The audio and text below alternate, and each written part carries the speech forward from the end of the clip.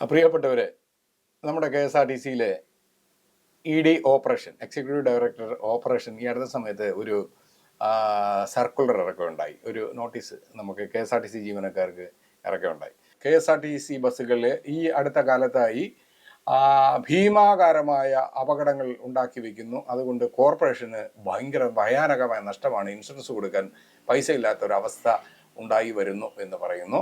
അപ്പോൾ അതിനെക്കുറിച്ച് വെൽഫെയർ അസോസിയേഷൻ്റെ ഒരു നേതാവ് അദ്ദേഹത്തിൻ്റെ ഒരു മറുപടി പറഞ്ഞു. അതിനകത്ത് അസഭ്യം ഉണ്ടായിരുന്നു എന്ന് പറഞ്ഞ് KSRTCയുടെ നിലവിൽ തൃശ്ശൂർ യൂണിറ്റിലെ ഒരു കൺട്രോളിംഗ് ഇൻസ്പെക്ടർ, അപ്പോൾ കൺട്രോളിംഗ് ഇൻസ്പെക്ടർ നിങ്ങൾ ഒരു പക്ഷേ KSRTCയുടെ മോട്ടോർ വെഹിക്കിൾ ആക്ടിൽ എവിടെയെങ്കിലും നോക്കിക്കഴിഞ്ഞാൽ കൺട്രോളിംഗ് ഇൻസ്പെക്ടർ എന്ന ഒരു തസ്തിക നിങ്ങൾക്ക് കാണാൻ കഴിയില്ല, പൊതുജനങ്ങൾക്കും കാണാൻ കഴിയില്ല, ജീവനക്കാർക്കും കാണാൻ കഴിയില്ല. പക്ഷേ KSRTCയിലെ ആളുകൾക്ക് മാത്രം കാണാൻ കഴിയുന്ന ഒരു തസ്തികയാണ് ഈ കൺട്രോളിംഗ് ഇൻസ്പെക്ടർ.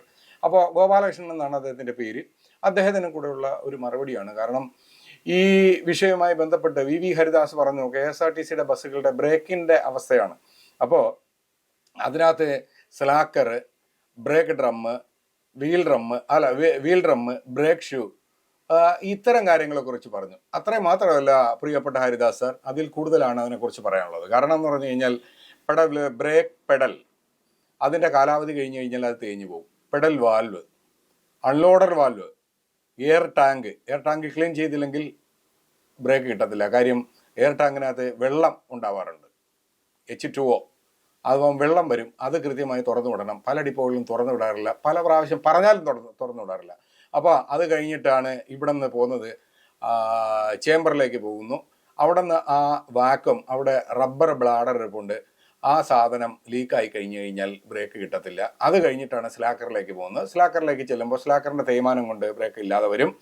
അപ്പോൾ അത് കഴിഞ്ഞ് ബ്രേക്ക് ഷൂവും ബ്രേക്ക് ഡ്രമ്മും തമ്മിലുള്ള തിക്നെസ് വ്യത്യാസം ഉണ്ടെങ്കിൽ ബ്രേക്ക് കിട്ടാതെ വരും. ഇത് മാത്രമല്ല വാഹനത്തിന് അപകടം ഉണ്ടാകുന്ന അവസ്ഥകൾ.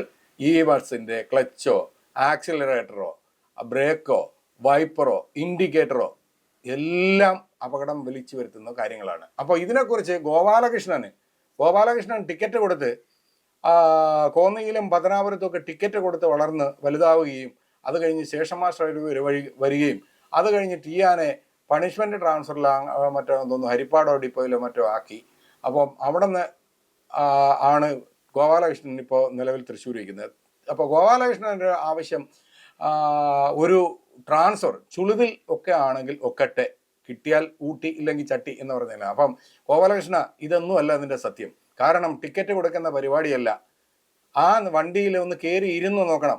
മുട്ടിടിയും വാട്ടർ സപ്ലൈയും ഞങ്ങളുടെ നാട്ടിൽ പറയുന്ന ഒരു ആണ്. മുട്ടിടിയും വാട്ടർ സപ്ലൈയും ഗോപാലകൃഷ്ണൻ ഉണ്ടായില്ലെങ്കിൽ ആ വണ്ടിയുടെ ഡ്രൈവിംഗ് സീറ്റ് കയറി നിന്നിട്ട് പുറമോട്ട് നോക്കുമ്പോൾ ഉണ്ടായില്ലെങ്കിൽ തങ്ങളെ ഞങ്ങൾ അംഗീകരിക്കും. പക്ഷേ നിലവിലെ അവസ്ഥ ഇതാണ്. അപ്പോൾ എക്സിക്യൂട്ടീവ് ഡയറക്ടർ ഓപ്പറേഷനോട് പറയാനുള്ളത്, സാർ, ഈ വാഹനങ്ങൾ KSRTCയുടെ 4717 വാഹനങ്ങളാണ് മൊത്തം ഉള്ളത്. ഞങ്ങൾ മറ്റൊരു വീഡിയോയിൽ പറഞ്ഞിട്ടുള്ളതാണ്. അതിൽ ഏകദേശം 1959 വാഹനങ്ങൾ 14 വർഷത്തിന് മുകളിൽ പഴക്കം ഉള്ളതാണ്. 1959 വാഹനങ്ങൾ 14 വർഷത്തിന് മുകളിൽ പഴക്കമുള്ളതാണ്.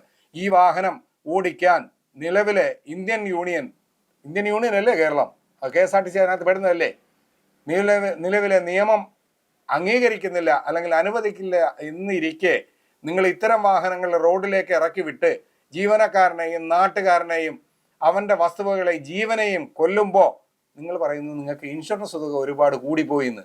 സാർ, ഞങ്ങൾ പറഞ്ഞോ നിങ്ങൾ വണ്ടി എടുക്കരുതെന്ന്? ഏതെങ്കിലും ഗവൺമെൻറ്റിനോട് ജീവനക്കാർ ആവശ്യപ്പെട്ടോ വാഹനം എടുക്കരുതെന്ന്? നിങ്ങൾ പുതിയ വാഹനം ഇറക്കാത്തത് കൊണ്ടാണ് സാർ ഇൻഷുറൻസ് വരുന്നത്. വരും സാർ, ഇനിയും വരും കാലം. ഇപ്പോൾ നിലവിൽ 5 or 6 ആക്സിഡൻ്റാണ് നാം സംഭവിച്ചുകൊണ്ടിരിക്കുന്നത്.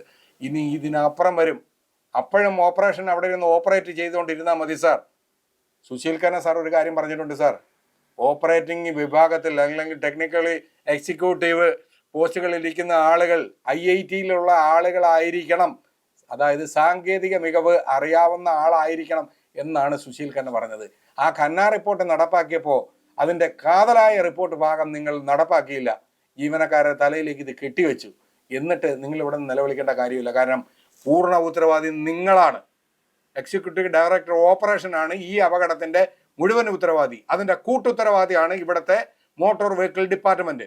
അവർ 15 വർഷത്തിൽ കൂടുതൽ പഴക്കമുള്ള വാഹനങ്ങൾ എന്തുകൊണ്ട് CF നടത്തി കൊടുക്കുന്നു എന്ന് പൊതുജനങ്ങൾ ചോദിക്കുക. ഇത് ഞങ്ങളുടെയും ചോദ്യമാണ്. ഇതിൻ്റെ പൂർണ്ണ ഉത്തരവാദികൾ നിങ്ങളാണ്, ഞങ്ങളല്ല.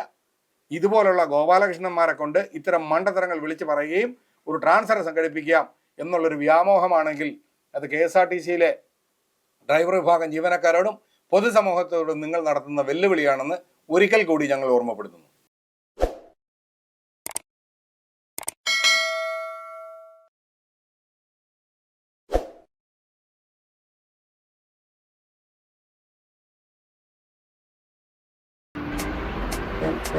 Thank you.